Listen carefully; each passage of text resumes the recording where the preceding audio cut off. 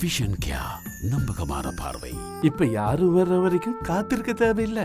7 6 5 4 3 2 1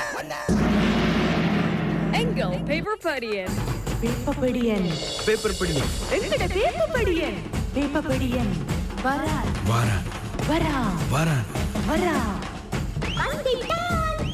வந்துட்டேன். Good morning, இனிய காலை வணக்கம். தமிழ் பேசும் மக்கள் எல்லோருக்கும் குட் மார்னிங் மார்னிங் மார்னிங். என்னண்டைக்கு வணக்கம், வாருங்கள் வாருங்கள். மாதம் அதுவும் நீங்களும் கலசம் தான் வந்திருக்கீங்க. நானும் இன்றைக்கு சரியில்லை தானே. முதலாவது மாச பிறப்பு ஜூலை மாதம் வந்தாலே சூரிய கொண்டாட்டம், சூரிய மாதம். இப்ப நானும் வடிவ வலிக்கிட்டு வந்திருக்கேன். பாத்தீங்களா, ஸ்டைலா வந்திருக்கீங்க.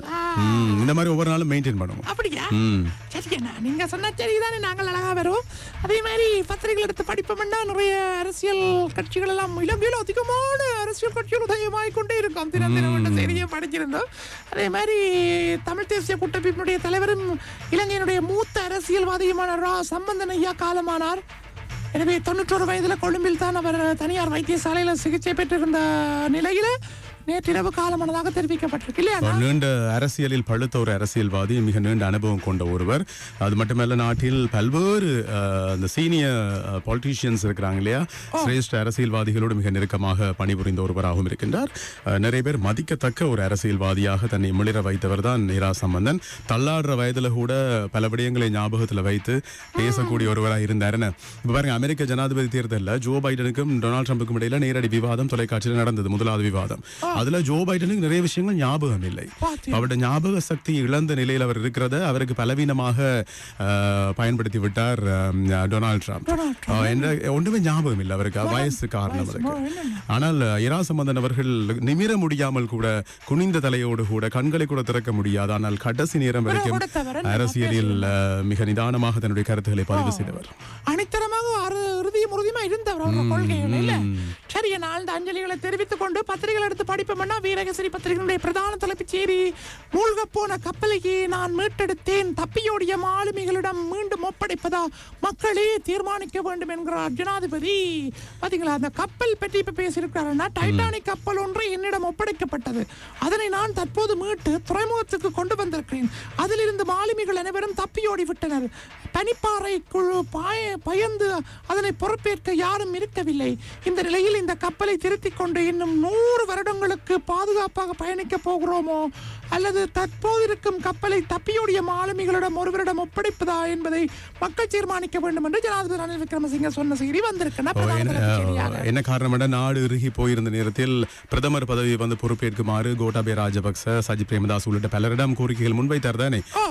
ஆனால் எல்லாருமே பின்வாங்கினார்கள். இதுல ஐக்கிய மக்கள் சக்தியினுடைய பலர் ஒன்றாக சேர்ந்து, ஹர்ஷடி சில்வாவா இருக்கலாம், அதே போன்று சஜித் பிரேமதாசவா இருக்கலாம், இன்னும் லக்ஷ்மண் கிரியல் உள்ளிட்ட பலர், கபீர் ஹாசிம் உள்ளிட்ட பலர் ஒன்றாக சேர்ந்து பல மனத்தியாலங்கள் ஆராய்ந்தார்களாம், பல தினங்கள் ஆராய்ந்தார்களாம். ஆராய்ந்து விட்டு இல்ல முடியாது, இது ரொம்ப நெருக்கடியா இருக்கு, இதை பொறுப்பேற்றால் எல்லாம் அவ்வளவுதான் என்று பயந்து ஒதுங்கிய நேரத்தில் நிமிர்ந்து வந்து துணிந்து இதை பொறுப்பேற்றவர் தான் ரணில் விக்ரமசிங்க என்று மாதரையில் நடந்த கூட்டத்தில் வைத்து சொன்னார். அவர் சொல்லியிருக்கிறார், அரசாங்கத்தின் வேலை திட்டங்கள் தொடர்பான மக்களை தெளிவுபடுத்தும் முதலாவது மக்கள் கூட்டம் நேற்று மாத்திரையில் நடைபெற்ற போதுதான் சொன்ன செய்தி. இந்த செய்தி பிரதான தலைப்பியா வந்து கிடக்குது. மொட்டு சின்னமும் முழுமையா ஆதரவை இப்போ கிட்டத்தட்ட அறிவித்து விட்டதா? அப்படியோ? சூப்பர். வெளிப்படையா அவர்கள் அபிஷியலான ஒரு ஸ்டேட்மெண்ட் வெளியிடாவிட்டாலும் கூட அவர்கள் அங்க இங்க எல்லா இடங்களையும் சொல்லிட்டாங்க. அது மட்டும் இல்லாமல் ரணில் விக்ரமசிங்க ஸ்ரீலங்கா பொதுஜன பெருமுன கூட்டத்தில் கூட மேடையேறி பேசினாரு. ஒப்பந்தம் தவறானது, கடன் மறுசீரமைப்பு இணக்கப்பாடு தொடர்பில் பிரதான எதிர்க்கட்சி குற்றச்சாட்டு என்கின்ற செய்தியும் வந்து கிடக்கிறது. மாளிகையில் நடக்கும் சூழ்ச்சி என்ற ஒரு செய்தி நான் படிக்கிறேன். அந்த செய்தியை ஆட்சியை கைப்பற்றி சிலர் மாளிகைக்குள் சூழ்ச்சியை மேற்கொள்கின்றனர். ஹர்ஷ, ஹபீர் உட்பட எதிர்க்கட்சி எம்பிக்கள் பலருடன் பேச்சுவார்த்தைகள் இடம்பெறுகின்றன. இனி மேலும் தாங்கள் வந்து இப்ப இந்த செய்தியை ஜேவிபி தான் சொல்லி இருக்கிறது.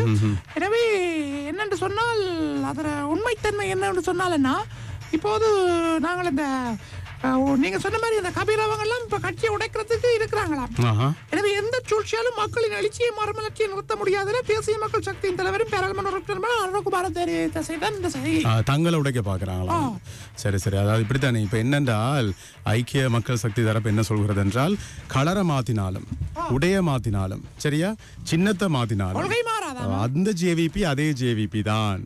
அவர்கள் மாற இல்ல என்று சொல்றாங்களா, ஒரு விஹாரைக்கு போறாங்களா, தன்சல் தான் கொடுக்கறாங்களா, எதையாவது அவங்களால பிரயோசனமா செய்ய முடியுதா, என்ன இலங்கையினுடைய அந்த பௌத்த மதத்தையாவது ஒழுங்கா அவர்கள் வந்து கடைபிடிக்கிறதுக்கு விரும்புறாங்களா, அதை ஊக்குவிக்கிறாங்களா, எதையாவது செய்யறாங்களா, இவர்களால முடியுமா நாட்டை நிர்வகிக்கிறதுக்கு?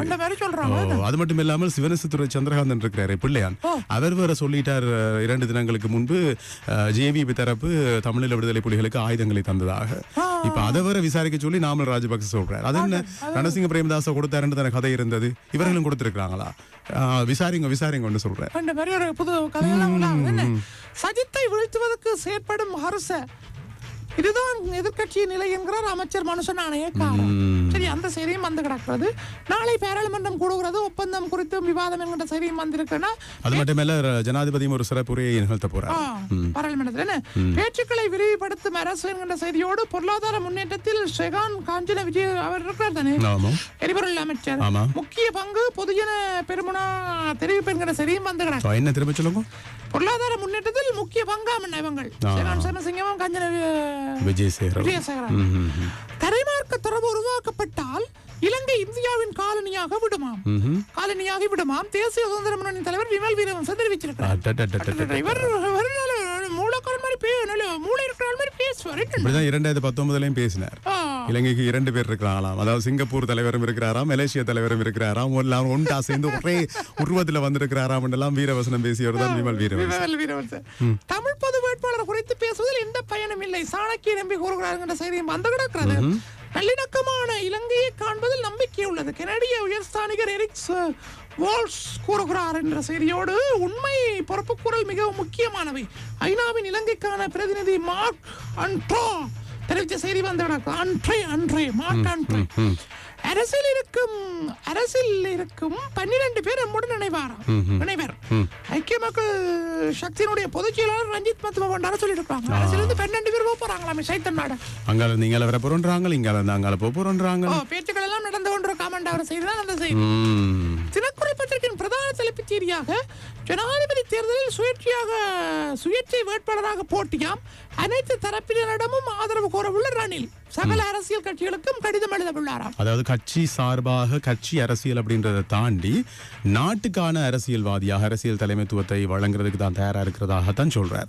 அதனால அந்த கட்சி பேதம் பார்த்து கொண்டிருக்காம எல்லா கட்சிக்காரர்களும் ஒன்றாக சேர்ந்து ஒரு ஆட்சி அமைப்போம் என்று கூறுகிறார். ஒரு கொள்கையோடு போவோம் என்று ஜனாதிபதி வேட்பாளர் உட்பட 12 எம்பிக்கள் சஜித்துடன் இணைவர் என்கின்ற செய்தி வந்திருக்கிறது. இதுலயும் தினக்குரல் பத்திரிகையில ராஜபக்சவுடன் இருந்த 14 பங்காளிகள் ரணிலுடனமா 7 பங்காளிகள் ரணிலுடன் ஐக்கிய மக்கள் சக்தியை முட்டைக்க முயற்சியா. ரணில் விக்ரமசிங்க தன்னுடைய ராஜதந்திரத்தை பயன்படுத்தி இப்ப முட்டு சின்னத்தை உடைச்சிட்டாராம். அதே மாதிரி ஐக்கிய மக்கள் சக்தியிலிருந்தும் பலரை இழுக்க போறாராம். இந்த மாதிரியான சில தகவல்கள் வெளியாயிட்டு இருக்கு. மொட்டின் நிபந்தனைகளை பூர்த்தி செய்துள்ளேன், யாழ்ப்பாணத்தில் தம்மிக்கப்படுகிறா. அதே மாதிரி அவர் ரெடியா இருக்கிறாராம், ஜனாதிபதி வேட்பாளராக ரெடியா இருக்கிறாராம். இப்படி வேட்பாளருக்கு தான் தயாராக இருக்கிறேன் என்றும் சொல்லி இருக்கிறாராம். ஆனால் இன்னும் ஸ்ரீலங்கா பொதுஜன பெரமுன யார் தங்களுடைய வேட்பாளர் அப்படின்றத வெளிப்படையா அறிவிக்கல. ஆனா கிட்டத்தட்ட நேற்று முந்தின மேடையில எல்லாம் ரணில் விக்ரமசிங்க தான் அப்படின்றத சொல்லிட்டாங்க. கிட்டத்தட்ட சொல்லிட்டாங்க. இப்ப 2 பிரச்சனை நடந்தும் வெளிப்படையா சொல்லிட்டார். காஞ்சன விஜயசேகர சொல்லிட்டார். அலி சப்ரி அவர்களும் வெளிப்படையா சொல்லிட்டார். இந்த மாதிரி பலர் வெளிப்படையா சொன்னதை அவதானிக்க முடிந்தது. கச்சதீவை இந்தியாவுக்கு ரகசியமாக விற்றுவிட்டார்களா? கிழக்கு மக்களின் குரல் அமைப்பு கேள்வி எழுப்பி இருக்கிறாங்க. ஒருவருக்காக நாட்டின் எதிர்காலம் அடகு வைப்பு, மரிக்கார் எம்பி தெரிவிப்பு. சரியானா? அதே மாதிரி இந்த கச்சைதீவு விஷயத்தை சொன்னீங்க தானே நீங்கள்.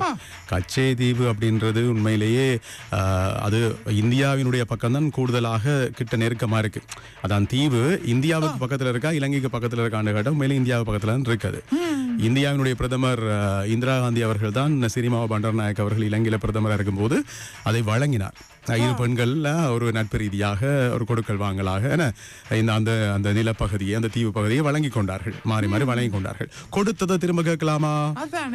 கொடுத்ததை கேட்கறதும் பிள்ளை. மற்றது திரும்ப கொடுக்கிற எண்ணமும் இலங்கை அரசாங்கத்துக்கு இல்லை அப்படின்றதும் மத்திய அரசாங்கமும் சொல்கிறது. அப்படி கேட்கிற எண்ணமும் எங்களுக்கும் இல்லை என்று இடையில இருந்துதான் யாரும் இதெல்லாம் கிளப்புறாங்க இந்த கதையெல்லாம். ஒருவருக்காக அடுத்தது பிள்ளையான் கட்சி ஜேவிபியை உடனடியாக தடை செய்ய வேண்டும் என்று சொல்லியிருக்கிறது தமிழ் தேசிய மக்கள் முன்னணி. அதான் சொன்னேன் முதல்ல அந்த ஆயுதம் கொடுத்த விஷயம். நாவல செய்யும் அந்த புலிகளுக்கு ஆயுதங்களா விசாரணை செய்ய வேண்டும் பிள்ளையான் கூறியது தொடர்பில் நாமல் தெரிவித்த செய்தியும் வந்திருக்கேன். பாருங்களேன். இந்திய மீனவர்கள் இனி சட்ட ரீதியாக வரலாமா? புதிய சட்டம் பெறக்கூடாது. என்னண்ணா இது? இந்த நேரத்துல இந்த இலங்கை மீனவர்கள் அந்த தெற்கு பகுதியில அவர்கள் கடலுக்கு ஆழ்கடலுக்கு போயிருக்காங்க மீன் பிடிக்கிறதுக்கு. சரியா? மீன் பிடிச்சு கொண்டிருக்கும் போது ஒரு பொட்டில் ஒன்று மிதந்து வந்திருக்கு. சரி. அந்த பொட்டில் இருக்கிறது நல்ல விலை உயர்ந்த மதுபானம் நினைச்சு எடுத்து குடிச்சிருக்கிறாங்களே. 6 பேர் குடிச்சிருக்காங்க, 5 பேர் செத்துட்டாங்களாம், ஒரே ஒரு ஆள் தான் மிஞ்சிருக்கிறாராம்.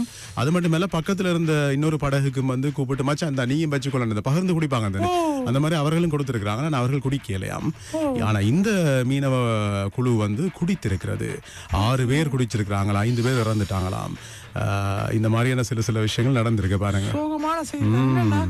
சரி, அப்ப நான் போட்டு வாரன். சந்தோஷம். நாளைக்கு சந்திப்போம். நன்றி. பாய். பாய். டாடா.